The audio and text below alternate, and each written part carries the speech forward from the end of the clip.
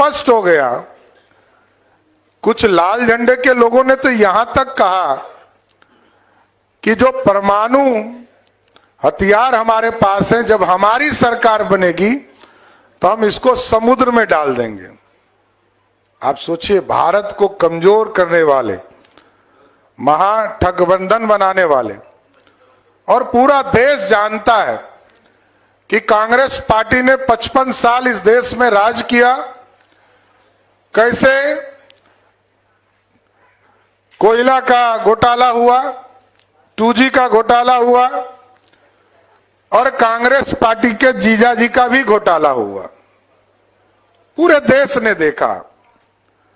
राष्ट्रीय जनता दल बिहार में सरकार में रही तो कभी चारा खाने का काम किया, कभी हलकतरा पीने का काम किया, और आज तो सिर्फ और सिर्फ परिवार के लिए लालू प्रसाद जी का जीवन ही समर्पित है। कोई बिहार के कल्याण के लिए कोई काम लालू प्रसाद जी ने लंबे समय तक बिहार की राजनीति में काम किया, लेकिन कभी गरीबों का चिंता नहीं किया। और बिहार में घोटाला का सीरीज बन गया कि मुख्यमंत्री रहते हुए वो चारा के आरोप सिद्ध हुआ, उनको सजा हुआ, और राहुल गांधी की कृपा से जब ऑर्डिनेंस फाड़े गए तो आज लालू जी मुखिया भी नहीं बन सकते। एनडीए के साथियों ने तो जो प्रमाण दिया उससे स्पष्ट था कि लालू जी ने भ्रष्टाचार और घोटाला किया था। तो आज स्पष्ट है कि ये पूरी तरह ठगबंधन के पूरे डिटेल में हम लोगों ने जो कांग्रेस के पाप हैं इसको बताने का काम किया है। चाहे वो आपको याद होगा कि 83-84 में जो दंगे हुए इस देश में, दंगे में पूरी तरह कांग्रेस का हाथ रहा।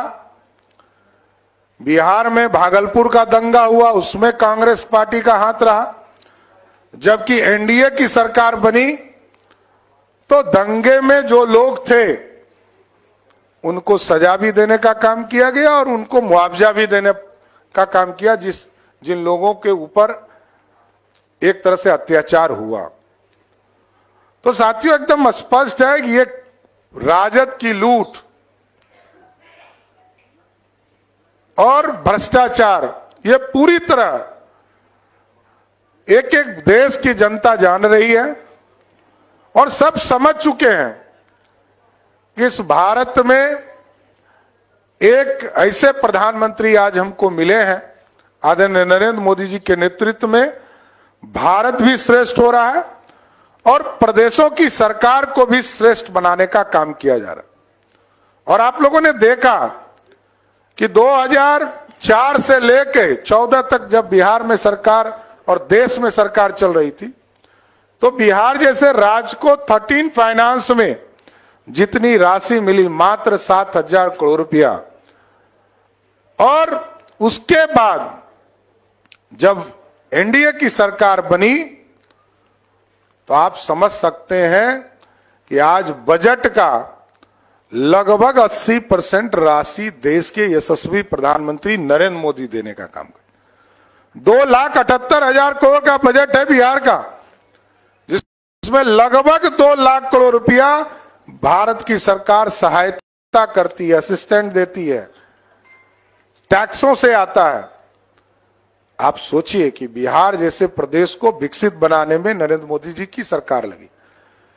लेकिन कांग्रेस पार्टी एक तो परिवारवाद में विश्वास करती है, दूसरा जो राष्ट्रीय जनता दल उनके गठबंधन के लोग हैं वो पूर्ण रूप से सिर्फ एक परिवार के प्रति ही पूरा जीवन है, कोई दूसरा कुछ नहीं।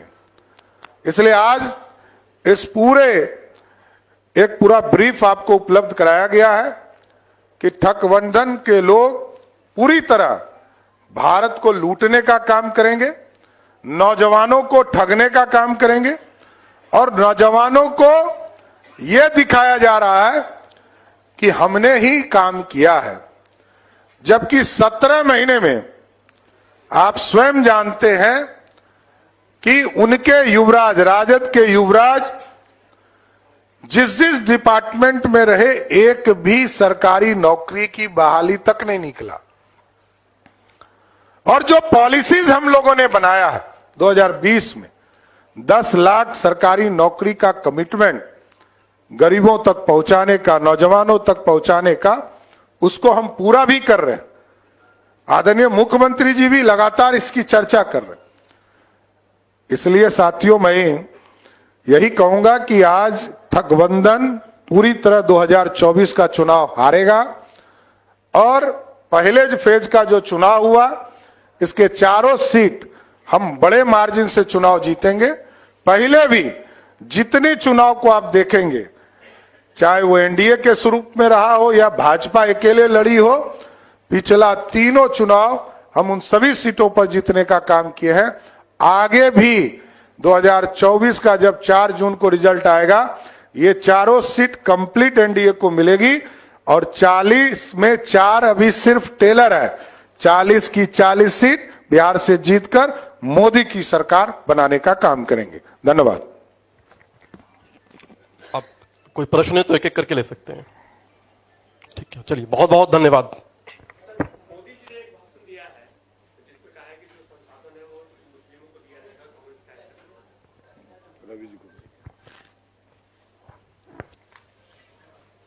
है। देखिए, नरेंद्र मोदी की सरकार सबका साथ, सबका विकास, सबका प्रयास की बात करती है। अगर 80 करोड़ लोगों को खाना दिया जा रहा है तो सबको देते हैं ना, क्या हिंदू, क्या मुस्लिम, क्या अगड़े, क्या पिछड़े। अगर कोरोना का टीका लगा तो कोई भेदभाव किया गया। अगर ग्रामीण सड़कें बनती हैं तो सबके लिए बनती है ना। कहाँ लालू जी के राज में यहां हमको वोट नहीं मिला था, यहां बाद में करेंगे। आज स्टार्टअप हो, स्पोर्ट्स हो, सेना की भर्ती हो, माइनॉरिटीज के बच्चे बच्चियां काफी काम कर रहे हैं। तो ये हमारी सोच है। उनकी सोच क्या है? उनका मैनिफेस्टो मेरे पास है। 17 बार खाली माइनॉरिटी किया गया है, 17 बार। और मनमोहन सिंह का आपको एक भाषण याद होगा, minorities have the first claim over the national resources. और याद करिए 2004-2005 में हैदराबाद में एससी एसटी के रिजर्वेशन में काटकर अल्पसंख्यक मुस्लिम को रिजर्वेशन देने की कोशिश की गई, जिसको हाईकोर्ट ने क्वैश किया था। तो यह है कांग्रेस का इतिहास। इसलिए अगर प्रधानमंत्री ने एक बात कही है तो कांग्रेस का जो न्याय पत्र, न्याम भी या न्याय पत्र, और ये देश के सामान्य जनों के साथ अन्याय पत्र है। तो एक बात तो ये हमें कहना है कि ये उनकी अपने डॉक्यूमेंट में सिर्फ प्रो माइनॉरिटी स्टैंस, जुडिशरी हो, बाकी जगह हो, तो ये उनकी सोच है। वैसे वोट तो आना नहीं है, जीतना तो है नहीं, लेकिन वोट की कवायद हो रही है। दूसरी बात, राहुल गांधी का एक स्टेटमेंट है ना महाराष्ट्र में न्याय यात्रा में, कि देश में हम सबके इनकम की जांच का सर्वे कराएंगे और बाद में उसको डिस्ट्रीब्यूट करेंगे। ये उनका स्टेटमेंट ऑन रिकॉर्ड है। तो इसका मतलब क्या है कि जिसने कमाया अपनी मेहनत से, उसके पैसे को आप छीनना चाहते हैं। यही तो बात कही गई है। तो कांग्रेस पार्टी हाय तौबा क्यों मचाई है? इसलिए प्रधानमंत्री ने जो सच्चाई है वो देश के सामने रखा है, जो उनके मैनिफेस्टो से साबित होती है। एक बात माननीय प्रदेश अध्यक्ष जी, उप मुख्यमंत्री जी ने बहुत विस्तार से बताया है, उसमें मुझे कुछ नहीं ऐड करना है, लेकिन एक बात सिर्फ आपके विचार के लिए, इस ठग गठबंधन के लिए कहनी है। सोनिया गांधी, राहुल गांधी दोनों भ्रष्टाचार में आरोपी हैं कि नहीं, बेल पर हैं कि नहीं नेशनल हेराल्ड केस में? लालू जी को अलकतरा घोटाले में सजा हुई है कि नहीं 3-4 केस में? जमीन दो, नौकरी लो, इसमें लालू जी, राबड़ी जी और तेजस्वी जी को खिलाफ कार्रवाई हो रही है कि नहीं हो रही है? दिल्ली के मुख्यमंत्री भ्रष्टाचार में जेल में है कि नहीं, बार बार कोर्ट उनके पिटीशन को रिजेक्ट करता है। और हमारे झारखंड के मुख्यमंत्री भी भ्रष्टाचार के मामले में जेल में हैं। ये गठबंधन बन करके देश को न्याय देगा। ये सिर्फ ठगबंधन नहीं है, ये लूट बंधन है। इतना ही हम कहना चाहेंगे। इसलिए सब बड़े बड़े नेताओं की मैंने बात कही, छोटों की बात नहीं किया। धन्यवाद।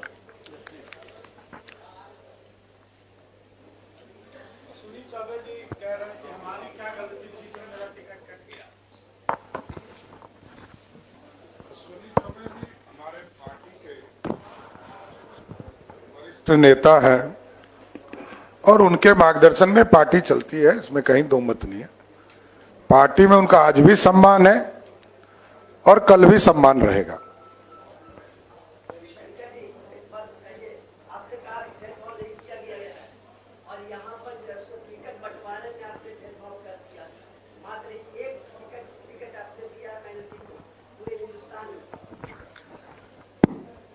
ये सोच आपकी बहुत दिनों से, आपकी व्यक्तिगत नहीं, कि एक आध दिखावे के लिए टिकट दो, लेकिन उनकी प्रामाणिक विकास की चिंता नहीं करो। इसलिए मैंने अपने टिप्पणी में मोदी जी की सरकार ने देश के अल्पसंख्यक, गरीबों, वंचितों के लिए क्या काम किया आपको बताया।